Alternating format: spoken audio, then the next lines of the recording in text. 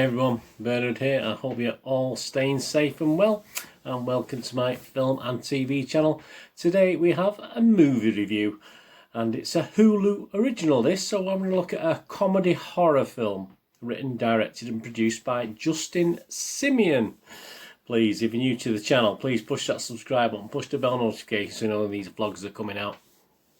And please, if you check the playlist, you'll see lots of things, movie reviews, TV drama reviews, etc. And some football vlogs as well, if you know anyone or you're into football yourself. And particularly Manchester City, my team. I do history vlogs on Manchester City and present vlogs on what's happening now. So if you know anyone who might be interested, please point them in my direction or give them a kick. Or if you're interested yourself, that'd be absolutely fantastic. And please, we're going for 500 subscribers by Christmas 2020 at the moment. So please, if you can help me get towards that target, that would be absolutely fantastic. Very much appreciated. Yeah.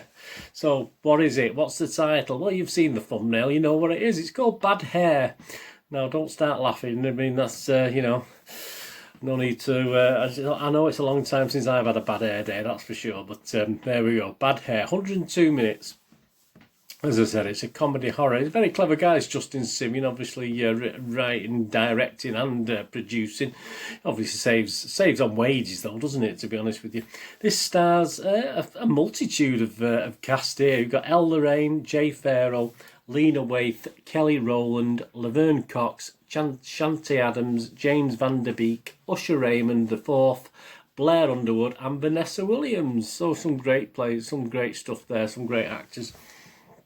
And all did a good job, actually. They did quite a good job for such a bunch of actors. You know, obviously there's always some weak links, isn't there? But they did okay overall. This was a release for digital streaming on Hulu on October the 23rd, 2020. So I'm recording this on October the 26th. So it's been out for 2 or 3 days now. And what's it about? Well, we've gone back to 1989 with this one. So it's set in 1989. Don't know why. An ambitious young woman gets a weave in order to succeed. So this is a hair weave in the image-obsessed world of music television. I mean, you could have still done it now, couldn't you? You could have set it now with the obviously social media side. It would still be relevant, obviously. However, her flourishing career may come at a great cost when she realised that a new hair may have a mind of its own. Mine did. It deserted me and left me. Any good? Rotten Tomatoes, 65% positivity. That's quite good. That's based on 52 critics' reviews. It's got 34 fresh, which is a good number, and 18 rotten. So you know, more in the majority with the fresh anyway. And overall it scores 5.94 out of 10. Audience rating on Rotten Tomatoes not as high, 56% based on 25 ratings. The Metacritic's the old critic site. There's only 20 critics reviews, and they all range between 5 out of 10 and 9 out of 10. So it's not done too bad. One of the lowest is the Film Stage. They only give it 5 out of 10 and said, "Bad Hair has some nice directorial details. It also has lots that lack sufficient motivation. And Philip J. Bartell's editing often borders on the hyperactive. As far as nutty ideas go, this one could have used some conditioning." See what they did there.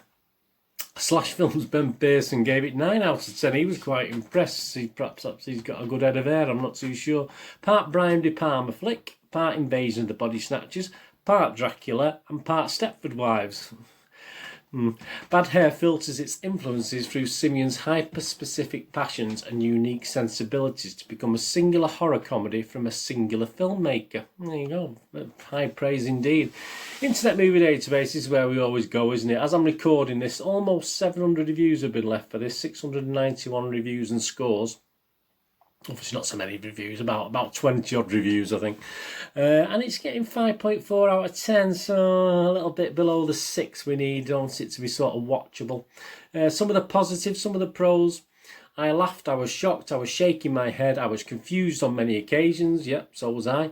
You just can't stop watching it until the end. The message is on point. Yeah, I mean, there's obviously a message in this as well about women obviously having to look beautiful to get on and all this sort of thing. So there's a hidden message within the film as well, which is always nice, since it's put a little subliminal and political sort of slant to it. Not.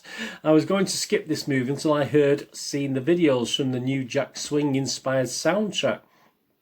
I'm glad that I gave it a chance. Quirky and suspenseful. Someone else said, mostly a fun experience. Yeah, I echo that as well. Nothing to drool over, but if you come across it, give it a chance. Yeah, I mean, that's could have been me speaking there. Another comment, this is a fun one. Love that it's set in the 80s. This movie is a cross between Little Shop of Horrors and Jennifer's Body. Can't remember Jennifer's Body. I do love Little Shop of Horrors though. It's campy and fun and sadly reminds me too much of the first and last time I got a sewing. I think that's something to do with hair, isn't it? As I say, I'm a bit out of touch now. A fresh and genius take on the creature feature, says someone else. And there's a couple of cons. I mean, there's not many people left a negative on the reviews that were left. We got, not as original as people are pretending. Well, what film is these days? Decent performances are mired in terrible CGI. I didn't think it was that bad. And a clumsy third act. Yeah, I probably agree with that. There might have been a stronger film somewhere in here. I definitely believe that's another. I do actually agree with that sentiment as well. But it becomes as lost as our main character running around a stairwell. And someone else commented, this is just a clone, here we go, of Body Bag Skit by Carpenter and Hooper. Yeah, a little bit on that in a moment. I mean, obviously, I talk about that. Right, moviegamenostalgia.com. What did I think? Yeah, okay, all right, yeah. As I said, it's been quite a long time since I washed my hair at night and got up and it was all over the place. I mean, I've got to have a good memory to even think back that long, haven't I? But I thought that finally it was a sort of low for most of this film, although obviously I was disappointed in elements of it. I was sort of thinking at last a low budget, silly, stupid horror film that is absolutely daft and pretty bad but good fun. And that was for most of the film, not all of the film unfortunately. It doesn't take itself too serious and that for the most part it works. A great cast. I mean, I did enjoy the cast and the story that had it made a little bit more sense at times would have been very good. I found myself looking at it thinking, why didn't they do this? Why didn't they do that? Why didn't they add that as a description? I just thought they didn't quite fulfil what the potential of what they had. As it was great fun, but it was sort of ruined as well by a very, as someone mentioned, the third act, didn't they? The ending was very wishy-washy. Forget my little pun there if you watch the film, but the ending was a little bit wishy-washy and a bit. What? I was a bit confused. I actually watched the ending twice because I thought I'd missed something, but I hadn't. I just couldn't understand what was going on. I said I wasn't overly sure why it was set in the 80s. It's okay, you know. I'm not obviously. I'm a person of the 80s myself. I quite like the 80s. I lived through it, but yeah, I don't understand. As I said, I wasn't quite sure why, but. And I think this has been touched upon, hasn't it, with the body bags link. I mean, it is definitely like a 20-25 minute piece from an anthology of horror, which Body Bags was. It was three totally disconnected or unconnected horror stories set in I think it was a morgue or a mortuary of some sort. So yeah, this did have a feel of an anthology of one of the episodes of an anthology with someone like the Crypt Keeper, and I said someone did mention Body Bags, so yeah, that sprung to mind even before I read about someone mentioning Body Bags. But it could have had so much more, as I said, it could have had so much more to it, so much depth and so much more story could have been put into it. It could have been a police influence as well, trying to find things out. It could have been like an investigation. That would have been a nice little addition to it. As it was, I mean, it was an hour and 40 minutes anyway, but it seemed to fly past quite quickly. I mean, it's probably about an hour and 25 if you take out the credits. So it could have been so much better, but yeah, all right, Body Bags, yeah, all right, we've seen a similar thing, but I mean, we're talking, what, 30 years ago now, aren't we? So obviously there's a lot of people out there that certainly wouldn't have seen Body Bags like that. I had it in my video shop, but I remember having it as a video, never mind it as a DVD. I had that as a video, Body Bags, but yeah, I still enjoy most of it, and as I say, it was one of those films that for an hour I was thinking, oh, it's great, it's fantastic, but then it just did run out of steam. It was a little bit disappointing in the end. But I certainly won't put anyone off. If you want a horror that's just silly and doesn't make any real sense at all, but it's quite good for just to have a bit of a laugh to it. It's not overly shocking at parts. A couple of sort of scenes that make you go, oh, that's a bit ominous, look, a bit scary looking. But yeah, it's just a bit of fun really for a comedy horror, which is what it's classed as. So I'm going to give it my watchable rating of 6 out of 10, which is I'm certainly not going to put you off watching it. And I thought it was okay. So I think it's worth more than the 5.4 it's getting on Internet Movie Database. I think it's more in line with what Rotten Tomatoes, I think, and Metacritic have given it up to the 60%, so 6 out of 10. So I'm going to give it 6 out of 10. The poster, yeah, the poster's all right. It's a bit boring, isn't it? But again, it's not. It's simple. It is what it is, isn't it? It is what it says on the box. So.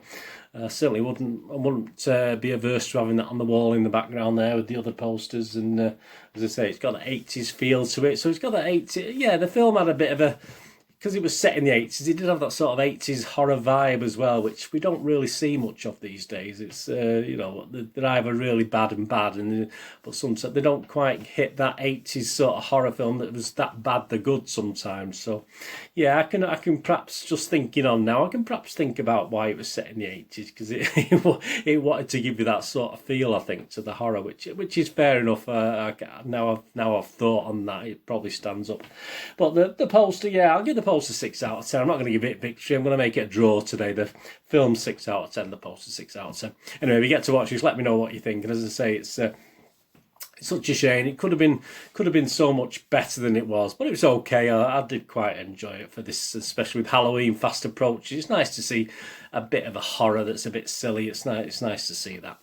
Anyway, please check my links on screen. If you follow or friend me on Facebook and Twitter, I do check every couple of days and follow and friend you back. And so if you have to follow us, etc., please do that and I will reciprocate. And of course, as I said, please check my playlists. And obviously, if you're interested in football as well, sort that out. And my website, as I said, I had a video shop in the 90s and 2000s. So obviously, if you can check out MovieGameNostalgia.com for old rare DVDs, movie posters from the 1990s and 2000s, some great actors, some great films, and there's some board games on there as well. So if you can check that out, much appreciated. Please, if you can leave us a thumbs up, and if you haven't got time to leave a comment, a thumbs up would be absolutely fantastic.